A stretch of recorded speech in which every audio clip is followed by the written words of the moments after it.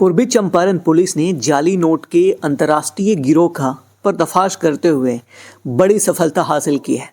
Police अधीक्षक कार्यालय पूर्वी चंपारण द्वारा 1 फरवरी 2026 को जारी प्रेस कॉन्फ्रेंस के अनुसार इस कार्रवाई में कुल 10 अभियुक्त को गिरफ्तार किया गया है। साथ ही नकली भारतीय मुद्रा, नेपाली करेंसी, जाली नोट बनाने से जुड़ा कच्चा माल और वाहन बरामद किए गए हैं। पुलिस को 31 जनवरी 2026 को हरैया थाना क्षेत्र के अंतर्गत गुप्त सूचना मिली थी कि 2 व्यक्ति जाली नोट लेकर नेपाल से बिहार की ओर आ रहे हैं। सूचना की गंभीरता को देखते हुए वरीय अधिकारियों को अवगत कराया गया और अनुमंडल पुलिस पदाधिकारी रक्सौल के नेतृत्व में एक विशेष टीम का गठन किया गया। गठित टीम ने त्वरित कार्रवाई करते हुए बोधिमाई मंदिर के पास सघन वाहन चेकिंग शुरू की। इसी दौरान 2 संदिग्ध व्यक्तियों को गिरफ्तार किया गया।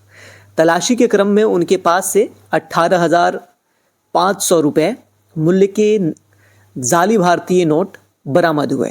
पूछताछ में कई अहम जानकारियां सामने आई, जिसके आधार पर आगे की कार्रवाई की गई। गिरफ्तार अभियुक्तों से मिली सूचना के आधार पर वरीय अधिकारियों के निर्देश पर सीतामढ़ी जिले के मेजरगंज थाना क्षेत्र में छापेमारी की गई। इस दौरान 8 अन्य अभियुक्तों की गिरफ्तारी किया गया। छापेमारी में भारी मात्रा में नकली और असली नेपाली करेंसी सहित जाली नोट बनाने में अभियुक्त सामग्री जब्त की गई।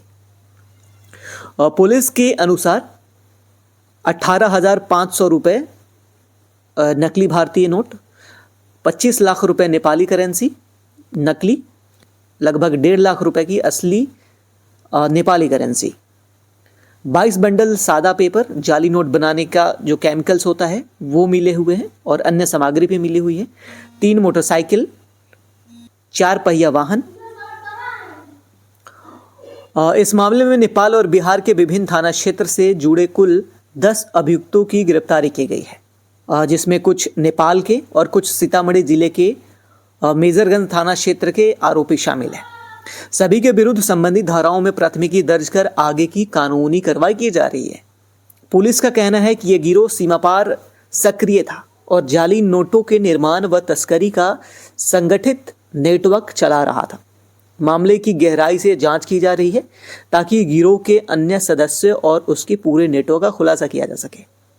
आपको बता देना चाहूँगा कि पूर्वी चंपारण का जो बॉर्डर है नेपाल से शेयर करता है और इसी का फ़ायदा उठाते हुए जितने अपराधी हैं वो इसका इस्तेमाल करते हैं और कहीं ना कहीं इस जो अपराधी है वो क्राइम बिहार में करते हैं, पूर्वी चंपारण में करते हैं और फिर नेपाल भाग जाते हैं।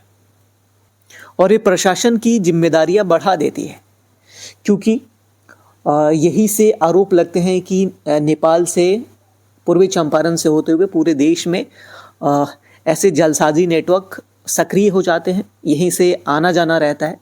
तो ज़रूरी है कि इस क्षेत्र पे मोतिहारी पुलिस ज़्यादा निगरानी करे, ज़्यादा सघन जांच करे, ताकि इस तरीके से जितने अपराध करके भागने वाले लोग हैं या इस रास्ते से आसानी से भाग जाते हैं, इन सभी चीज़ों पे लगाम लग सके। हालांकि आपकी इस पे क्या राय होगी, कमेंट ज़रूर करिएगा। तथा उनके पास से 18.5 हज़ार का इंडियन करेंसी फेक मिला। उक्त संबंध में अग्रतर पूछताछ करने पर इनके द्वारा एक बड़े नेटवर्क का पूरा सूचना दिया गया, जिसमें हम लोग अग्रतर मेजरगंज सीतामढ़ी में रेड करके अन्य 8 लोगों को भी पकड़ा गया है। इस पूरे ऑपरेशन में हम लोगों ने 10 लोगों को गिरफ्तार किया है, जिसमें 3 व्यक्ति जो सरोज तिलक और श्रीदेव जो नेपाल के रहने वाले हैं, बाकी अन्य व्यक्ति जो हैं वो सीतामढ़ी के हैं। इस पूरे ऑपरेशन में लगभग 25 लाख फेक करेंसी जो नेपाली करेंसी है वो पकड़ा गया है। 18.5 हज़ार इंडियन करेंसी फेक है वो पकड़ा गया है।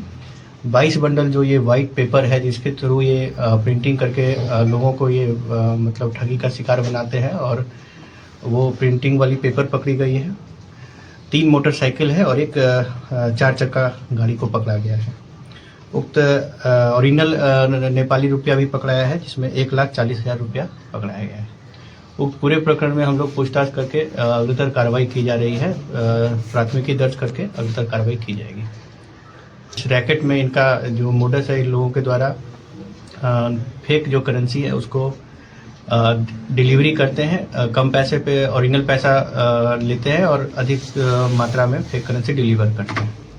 कुछ केमिकल्स भी बरामद हुआ है जिनके थ्रू ये ब्लफ करते हैं, लोगों को ये ठगी का शिकार बनाते हैं कि इन केमिकल्स से बनाया जाता है। इसमें अन्य जो भी लोग शामिल हैं इसमें पूछताछ करके प्राथमिकी दर्ज की जा रही है।